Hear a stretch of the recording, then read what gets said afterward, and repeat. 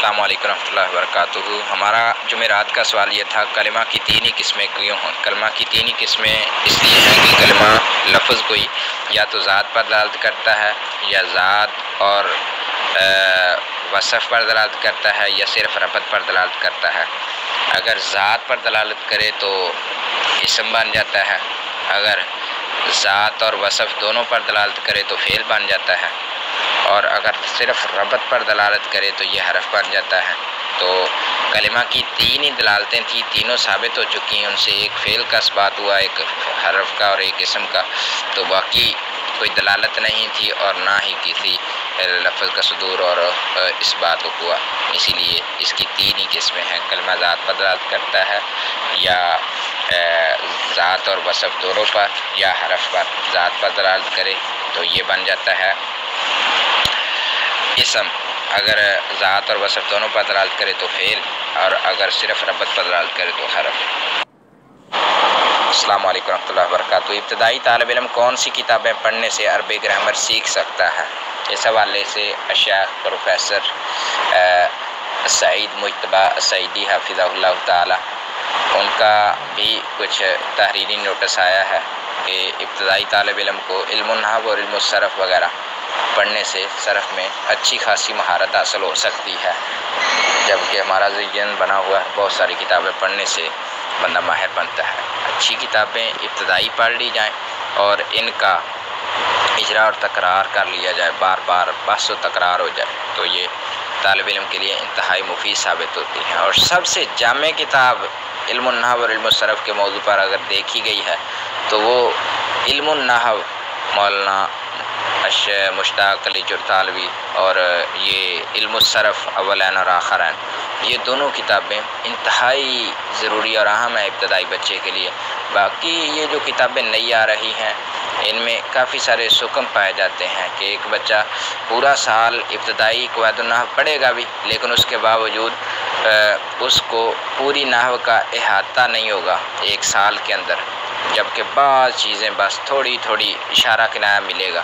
جبکہ علم النحو ایسا جامع نوٹس ہے علم النحو کے بارے میں کہ اس میں ایک بچہ ایک سال کے اندر اگر محنت کرے تو پوری نحو کو ایک مرتبہ دہرا لیتا ہے، پھر دوسری کلاس میں جاتا ہے تو اس کا تکرار کتاب النحو کے ساتھ ہو جاتا ہے، تیسری کلاس میں جاتا ہے پھر نحو کا تکرار ہو جاتا ہے ہدایت النحو کے ساتھ۔ اس طرح نحو میں تکرار اور بحث کے ذریعے سے بار بار چیز کو پڑھنے کی وجہ سے مہارت ہو جاتی ہے۔ جبکہ قواعد النحو قواعد الصرف میں سب سے زیادہ بڑا مسئلہ یہی آ رہا ہے کہ وہ اگر ایک سال میں ابتدائی پڑھائی جائے تو وہ ابتدائی بچے کی ایک سال کی محنت کو پورا نہیں کرتی، ضرورت کو پورا نہیں کرتی، جو ایک سال میں درپیش مسائل ہیں قرآن و سنت کے ان کو حل نہیں کرتی۔ دوسرے سال میں قواعد النحو اول پکڑا دی جاتی ہے تو اس کے اندر بھی ایسی ابحاث ہیں جو تیسری جو قواعد النحو دوم کو ملا کر مکمل ہوتی ہیں، جبکہ قواعد النحو اول میں مکمل احاطہ نحو نہیں ہے۔ اسی طرح قواعد النحو ابتدائی، قواعد النحو اول اور دوم، یہ ایسے سمجھ لیا جائے جیسے نحو کا ایک مجموعہ ہے جو ایک سال میں پڑھنا تھا، جبکہ ہم نے اس کو 3 حصوں میں کر کے 3 سال میں ڈیوائیڈ کر دیا ہے، اور 3 سال نحو صرف کے بچے کے ابتدائی ہوتے ہیں۔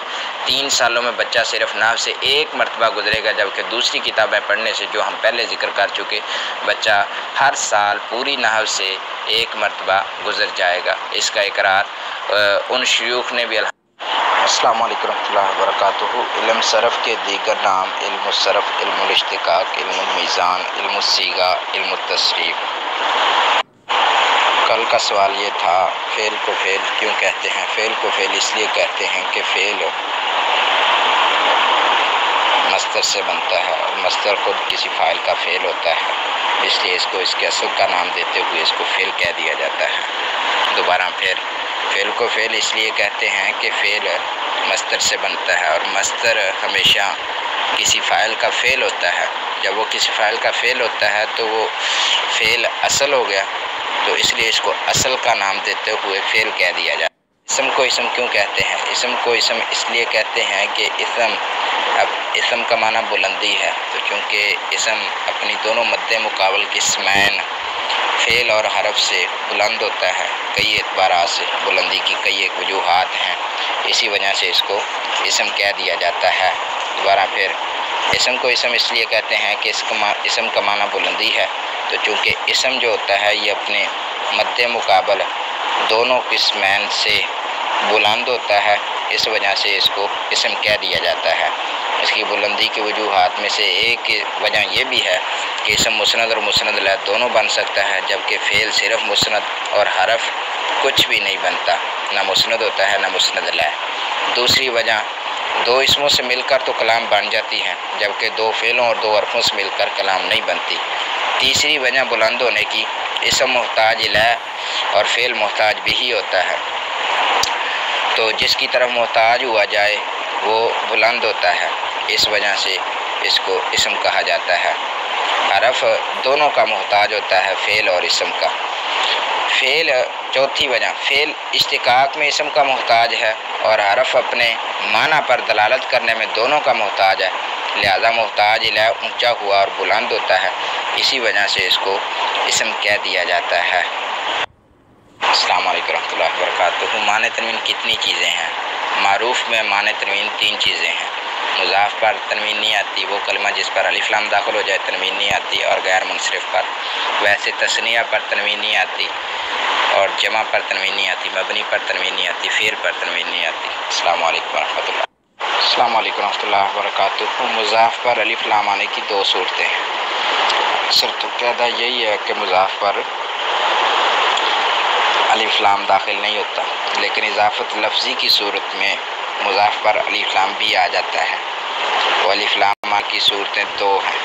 نمبر 1، جب مضاف الیہ معرف باللام ہو، جیسے قرآن مجید میں ہے والمقیم الصلاۃ، تو یہاں الصلاۃ مضاف الیہ معرف باللام تھا تو مقیم پہ الف لام داخل ہو چکا۔ دوسرے نمبر پر جب مضاف تثنیہ یا جمع ہو، تو جب مضاف تثنیہ یا جمع ہو تو اس وقت اس پر الف لام آ جاتا ہے۔ مثال کے طور پر الضاربات زیدن، تو یہاں ضاربات تثنیہ تھا، ضاربان تھا، نون تثنیہ اضافت کی وجہ سے گر بھی گیا ہے، اس کے باوجود اس پر الف لایا جا رہا ہے۔ اسی طرح الضاربون زیدن۔ السلام علیکم ورحمۃ اللہ وبرکاتہ۔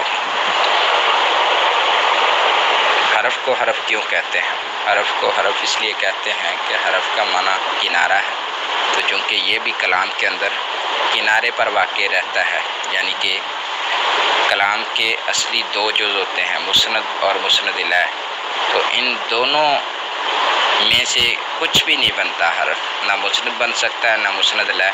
کلام میں کنارے کنارے پر رہنے کا مقصد ہی یہ ہے، مطلب ہی یہ ہے کہ یہ کنارے کنارے پر واقع رہتا ہے، نہ مسند بنتا ہے نہ مسند الیہ، جبکہ اسم مسند مسند الیہ دونوں ہوتا ہے، جبکہ فعل صرف مسند ہوتا ہے۔ حرف نہ مسند بنتا ہے نہ مسند الیہ، بلکہ صرف ربط کے فائدے کے لیے آتا ہے، کلام کو جوڑنے کے لیے آتا ہے۔ السلام علیکم ورحمۃ اللہ وبرکاتہ۔ مضاف پر تنوین اس لیے نہیں آتی کیونکہ مضاف اپنے مضاف الیہ سے مل کر کلمہ بنتا ہے، اور تنوین کلمہ پر آتی ہے، اور مضاف اس اعتبار سے اضافت سے پہلے کلمہ نہیں ہوتا۔ مثال کے طور پر عبداللہ ہے، تو جس مسمہ کے لیے، جس ذات کے لیے عبداللہ لفظ مقرر کیا گیا ہے، اب اس کو عبد کہہ کر پکارا جائے تو سمجھ میں نہیں آئے گا، کیونکہ اس کا نام عبداللہ ہے، اور عبد مضاف ہے، لفظ اللہ مضاف الیہ ہے، تو عبد جو ہے یہ اکیلا کلمہ نہیں کہلا سکتا ادھر، کیونکہ یہ کلمہ وہ ہوتا ہے جو ایک معنی کے لیے وضع کیا گیا ہو، مفرد معنی کے لیے وضع کیا گیا ہو۔ تو مفرد معنی ایک بندہ ہے جس پر لفظ عبداللہ مکمل دلالت کر رہا ہے، اس لیے مضاف پر تنوین نہیں آتی۔ دوسری وجہ اس لیے مضاف پر تنوین نہیں آتی کہ اضافت مضاف اور مضاف الیہ کے درمیان اتصال پر دلالت کرتی ہے۔ اضافت جو ہوتی ہے یہ مضاف اور مضاف الیہ دونوں چیزوں کا مرکب ہوتا ہے، اور ان کے اتصال پر دلالت کرتی ہے، جبکہ تنوین اور قائم مقام تنوین یہ تو انفصال پر دلالت کرتی ہیں۔ ایک کلمے پر تنوین آ جائے تو اس کو آگے ملانا انفصال پر دلالت کے قائم مقام ہے، اور ظاہر ہے کہ اتصال اور انفصال ایک ساتھ جمع نہیں ہو سکتے۔ واللہ اعلم۔ السلام علیکم۔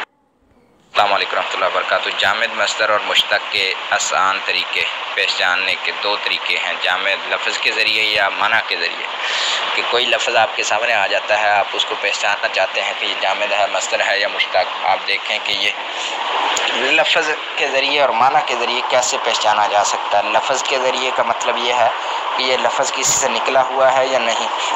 اگر وہ لفظ نہ تو خود کسی سے نکلتا ہے نہ اس سے کوئی نکلتا ہے تو جامد، اگر اس سے کافی سارے کلمات نکلتے ہیں دوسرے تو مصدر، اگر وہ مصدر اگر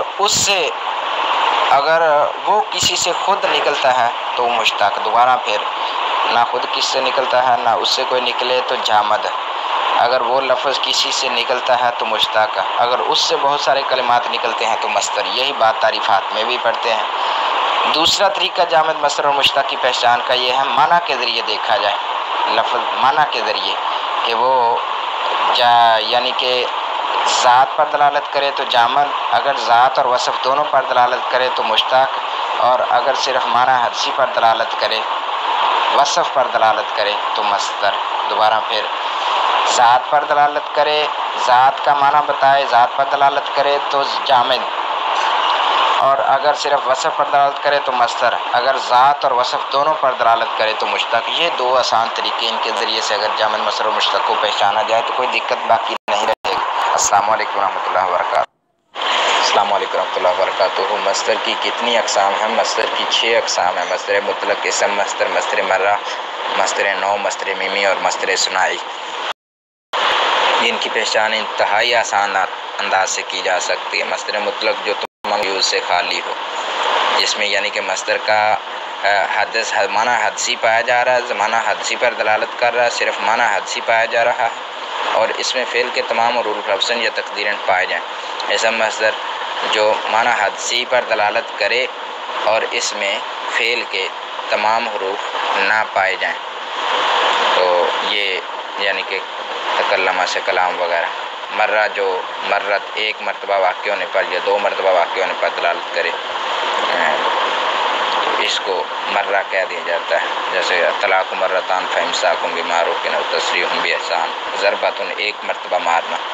اسی طرح مصدر نو ہے جو فعل کی خاص حیت اور نوعیت پر دلالت کرے، جلست جلست القاری۔ مصدر میمی جس کے شروع میں میم زائد ہو۔ مصدر ثنائی وہ مصدر جو کسی اسم جامد یا مشتق کے آخر میں یا مشدد اور تا لگا دینے سے بنتا ہے۔ جمہور سے جمہوریت، مسئول سے مسئولیہ۔ تو اس طرح یہ مصدر کی۔ السلام علیکم ورحمۃ اللہ وبرکاتہ۔ ماضی کی بھی 6 ہی قسمیں ہیں: ماضی مطلق، ماضی قریب، بعید، استمراری، تمنائی اور احتمالی۔ ان کے بنانے کا بھی بڑا ہی آسان طریقہ ہے۔ ماضی مطلق جو تمام قیود سے خالی ہوتا ہے۔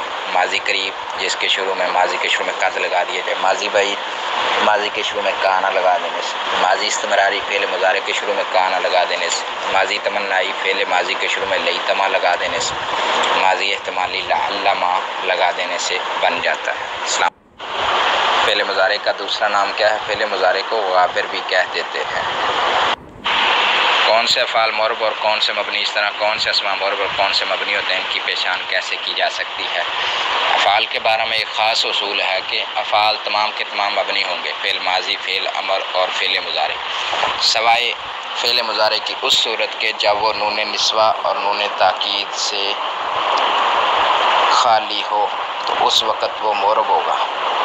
دوبارہ پھر افعال تمام کے تمام ماضی ہوں گے، فعل مضارع، امر اور فعل ماضی، یہ تمام مبنی ہوں گے سوائے فعل مضارع کی اس صورت کے جب وہ نون جمع یا نون نسوہ، نون ضمیر، نون بنا